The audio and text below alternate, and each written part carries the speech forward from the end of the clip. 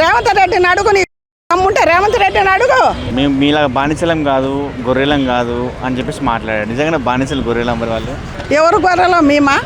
ఇప్పుడు అదే ఎవరో అయినా ఇప్పుడు నేను మాట్లాడేదాన్ని, నేను కూడా గొర్రె.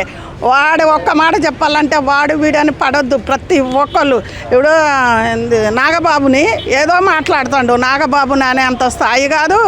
పవన్ కళ్యాణ్ ఒకసారి నాగబాబుని కూడా నేను అన్న సీతమ్మ సీతమ్మ అన్నప్పుడే తలవారు తీసుకున్నారు రా అని పిచ్చి కుక్కని తిట్టినట్టే తిట్టినాం.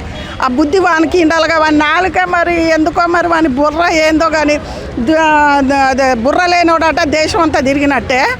వాడికి ఎందుకు బుద్ధి లేదో సిగ్గులు అది అస్సలు కావట్లేదు. మొన్న పెద్ద మీడియాలో కూడా నేను అదే చెప్పిన, వాడి దేశం ఎక్కడ, వాని బార్డర్ ఎక్కడ, వాడు ఉండేది ఎక్కడ. మా తెలంగాణలో సినిమాలు చేసుకుంటా బతుకుతాడు.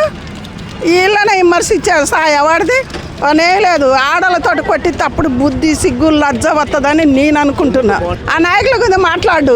ఇవి ప్రకాశ్ రాజుకు మొదటి నుంచి అంతే. మరి అదేందో వాడి బుద్ధి ఏందో, వాడి కుక్క బుద్ధి, కుక్క కంటే బుద్ధి. అలాగే వానిది చూసుకో, మనం వంగబడి వాడిని చూసుకో. అసలు నిన్ను హైదరాబాద్ రానియటం తప్పు. ఒక్క మాట చెప్పాలంటే అంటే నీ దేశం ఎక్కడో అంటే మనం అందరం ఒక్కలాగానే ఒక దేశంలో నువ్వు సినిమాలు చేసి బతుకుతున్నావు. నిన్ను ఎప్పుడన్నా ఎవరన్నా అన్నారా? అందు గురించి ఆ ఇలువ అన్నది తగ్గించుకోవాలి కానీ వేల మందితోటి తిట్ల పడొద్దు. నేను ప్రకాశ్ రాజుకి అదే చెప్తాను. నేను చెప్తానగా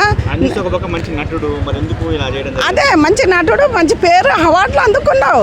నువ్వు పవన్ కళ్యాణ్ ఎందుకు ఇంకా ఎవరన్నా మంచిగా ఆలటలేదని వాళ్ళని తిట్ట రాదు. రేవంత్ రెడ్డిని అడుగు, నీ దమ్ముంటే రేవంత్ రెడ్డిని అడుగు. అయ్యో ఇది చేయటాలు అది చేయటాలు వాగ్దానాలను అడగొచ్చు. ఓటేసిన ప్రతి ఒక్కళ్ళకు ఆయన నువ్వు అడిగే హక్కు ఎక్కడుంది? నువ్వు మాకేయటలేదు కదా ఓటు. ఇప్పుడు వేరే రాష్ట్రంలో వేస్తావు, అక్కడ పోయి అడుక్కో నీకు దమ్ముంటే.